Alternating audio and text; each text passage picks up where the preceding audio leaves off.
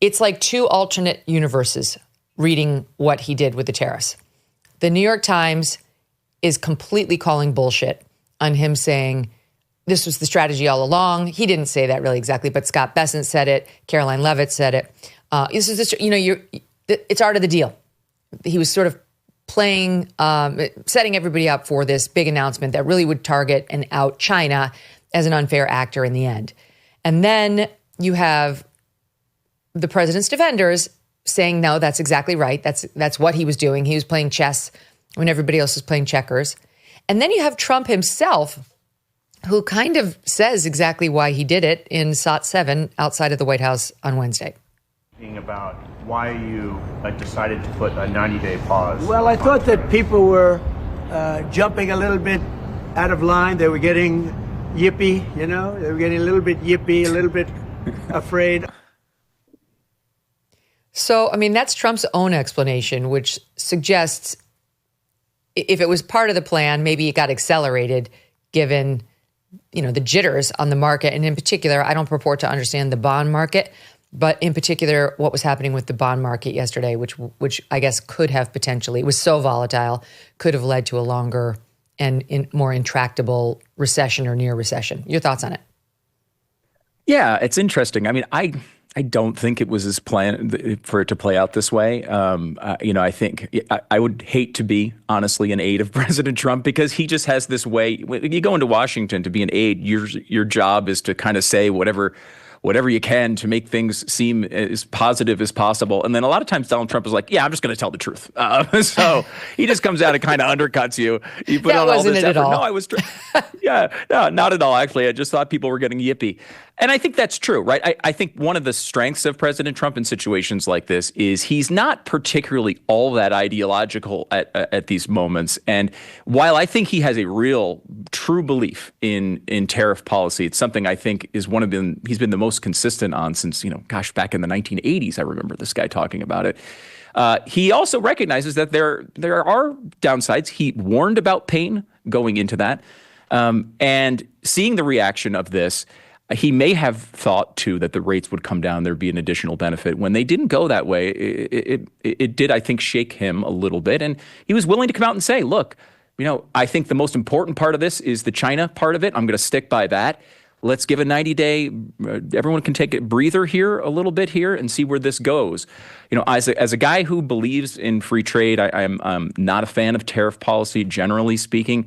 China, of course, as an adversary, there's a little bit of a difference there.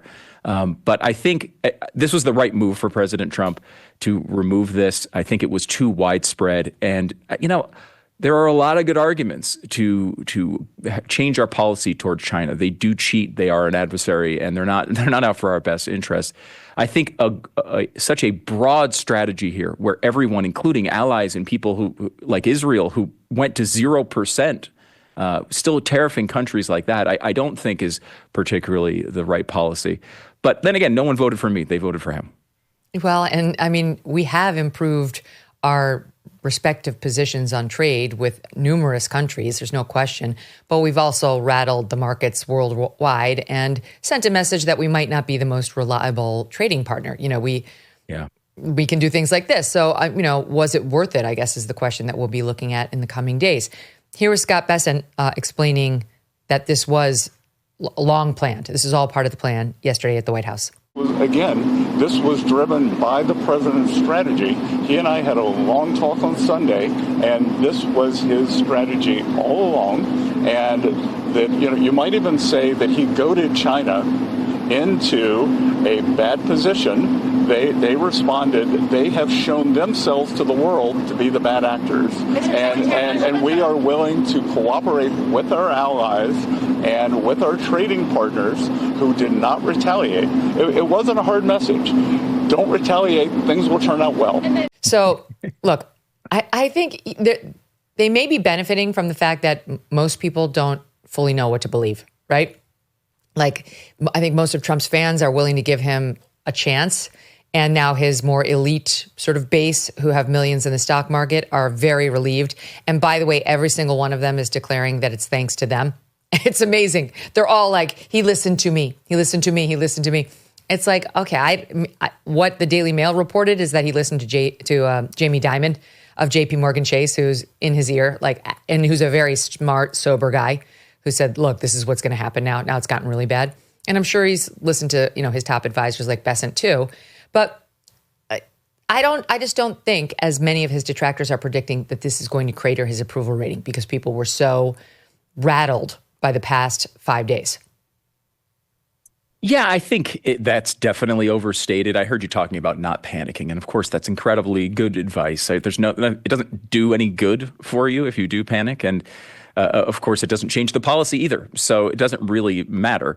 When you talk about the markets overall, it's a sign. And I think I am concerned that if this policy is this broad and this strong, if that's where we wind up landing in 90 days, it could do enough damage to the economy, the people's general speaking economy, not worrying about necessarily millionaires in the market, but regular people who are paying much more for goods and having to deal with the outcomes of that process. And it's not just people like that. Like it's also small business people. I have a friend who works he imports parts for oil and gas. Again, a central part of Donald Trump's mission here, right, to get us energy independent and to take the best of our resources and make the United States more powerful. Like this is an important part of Trump's mission. This guy's a Trump voter. But what he has been chasing a contract overseas for a very long time, which he finally locked down after a couple of years.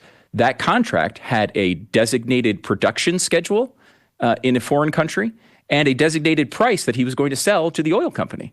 Well, now he's paying, if these tariffs were to go through at their old pace, much more than he was paying, that he was earning from the product. So now he's underwater and he has to figure out whether do I accept essentially a loss on every product that I sell to this new company to lock them in for a long-term deal and hope the policy changes at some point? Or do I go back to the company and say, hey, I have to bail on this deal, and then it's opened up to bidding all over again, right? These are hitting his own supporters, and they don't control this policy. They believe in his mission. They believe China and all these other countries have kind of screwed us in some of these situations. But they're at a point where they just are out of their own control. And I think there is a certain percentage of the American people who are going to stick by Trump no matter what he does. And then there's some people who I think will look at this and say that one of the reasons why I voted for Donald Trump was to avoid the feeling I had during Joe Biden, where things were changing all the time. We didn't know what was going to happen. Prices were going up. They were mistaken. That was a mistake. You should not vote Trump into office because you want complete steadiness and no surprises. That was never promised. No, that's true. No. Okay, but I take your point. I mean, the tariffs have really driven a wedge between two factions of the right, factions that already existed. I do want to say this. Now we're getting grumbling from AOC, from Chris Murphy in Connecticut, that this is insider trading, that they believe that Trump somehow advised maybe his friends, whatever, to buy yesterday morning when the stocks were still low before he announced the deal. And they're absolutely right. He did that. He sent out a tweet telling everyone now is a good time to buy. And the Democrats want to turn it into a crime by Trump, secretly telling his friend. He told us all. We didn't listen. Most of us were like, oh God, I don't even want to look at the market. At least that's how I felt. Anyway, here's a little bit of a sampling. I mean, the Democrats wanted the pause. They didn't that's what they said. They hated the tariffs. After loving tariffs, now they hated tariffs because it was Trump tariffs. But they didn't like the pause either. Here's a little bit of that yesterday, SOT 9. He announced it on a tweet. WTF? Who's in charge? So look, you can't undo the damage. The Trump slump is upon us now.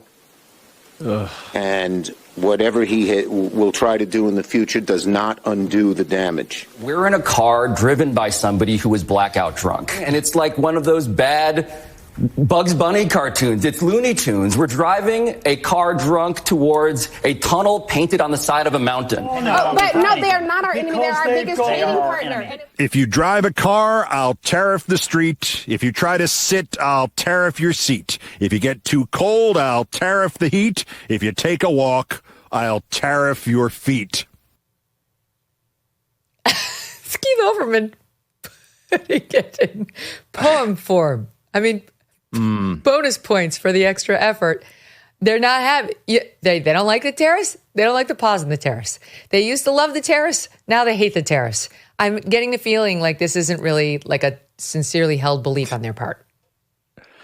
Well, it's good to see Keith Olbermann has ChatGPT, because I think we know how all that happened. But I will say it's funny because I don't know. I've been talking about these economic policies for a long time. I always associated tariffs with the left. I mean, like every union leader that I've ever seen in my life has come out and advocated for tariffs. And, there's always Democratic senators who are always there advocating for them.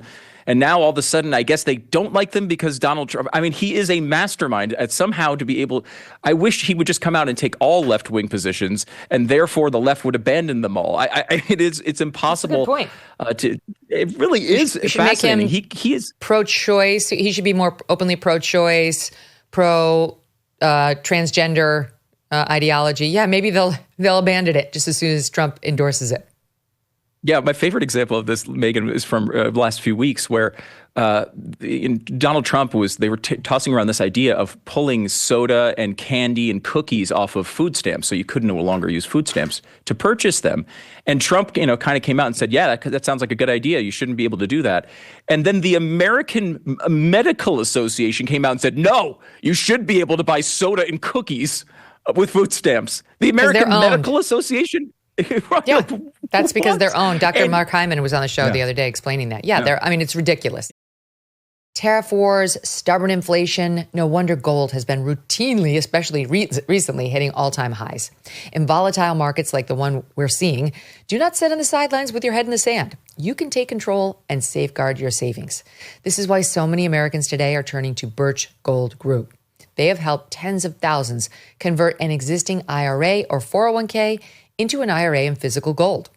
Is it time for you to hedge against economic instability with gold? To learn how to own physical gold in a tax-sheltered account, text MK to the number 989898. Birch Gold will send you a free, no-obligation info kit. Again, text MK to the number 989898. With an A+ rating from the Better Business Bureau and countless of 5-star reviews, Birch Gold has helped many protect their savings with gold. It took us decades to get into the tangled mess they're now trying to unpack in D.C. How long will it take to get out of that mess? And at what cost? Consider gold as an option. Text MK to 989898 today. Thanks so much for watching. If you like what you just saw, hit the subscribe button for more clips and full episodes.